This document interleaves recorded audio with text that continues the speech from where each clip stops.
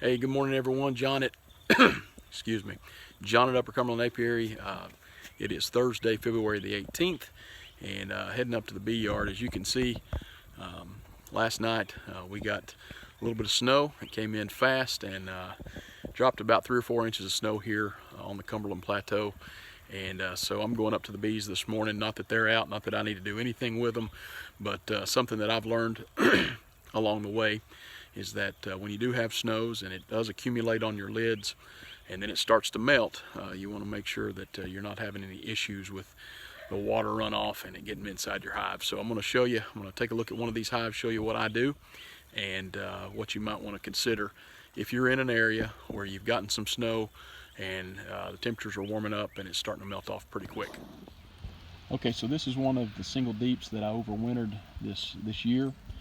If you watched my last video, this was the hive that we inspected, that I inspected when we had our last warm day, 50+ degree day, checking it for cluster and food stores.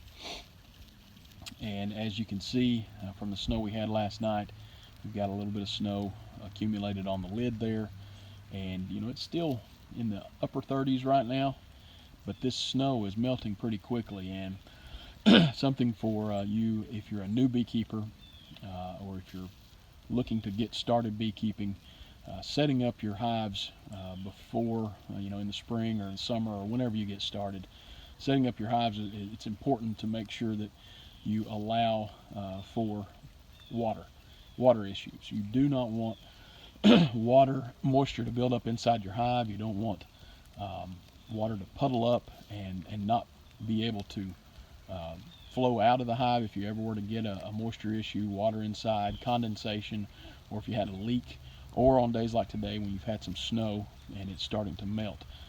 You want to make sure that when you set your apiary up, when you set your beehives up, that you give your hive just a slight pitch forward so that when or if you ever do have any water issues, it's not puddling up in the bottom of your hive. It has a way of escaping out the front entrance and flowing out of the hive. So you see there on this hive, we've got snow melting and it's dripping right onto the front landing board there. Now, because I have this hive sloped forward just a little bit, the water is not rolling back into the hive, but I personally don't like it doing that. So when we've had this snow and when we've had a couple snows this year, I like to come up a day or so later and just rake the snow off of the top of the hive. You don't have to do that, especially if you've got your box set up to where you've got a little forward slope in it. But I don't, I'm not managing hundreds of beehives. If I had hundreds of beehives, it would be hard to do that. And again, another reason why setting them up with that forward pitch is so important. Now, when I say forward pitch, I'm not talking about a lot, just enough to where the water will be able to flow, gravity will be able to pull it, and it'll be able to flow out of the hive. But I'm going to scrape that snow off the top to where we can keep the water as the snow as it's melting from just accumulating moisture down on the landing board there. Any water that we can keep away from the bees and off the bees, that's a good thing. Another little trick that you might want to consider is always having a hive tool left behind in your bee yard. You can leave it inside the inner cover on top, or inside the outer cover on top of the inner cover, or you can do like I do. I just leave one slid up in these cinder blocks. They come in handy, especially today for raking off the snow.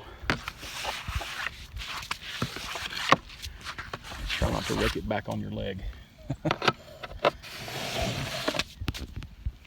All right, so I've got the snow raked off the outer cover there, and that will greatly help keeping the snow as it's melting from dripping down and landing on the front entrance there.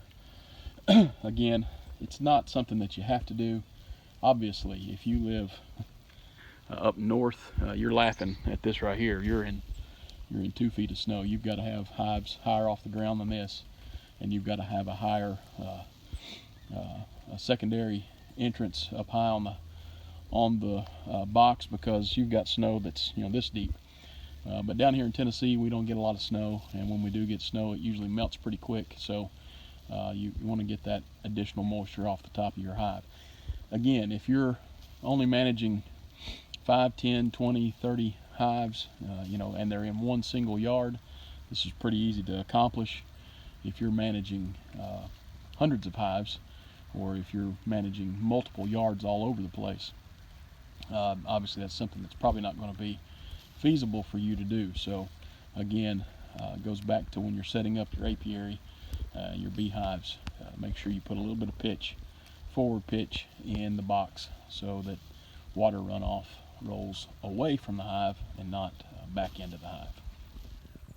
All right, folks, thank you again for watching this video. Thank you for following us on Instagram and Facebook, on our Upper Cumberland Apiary pages.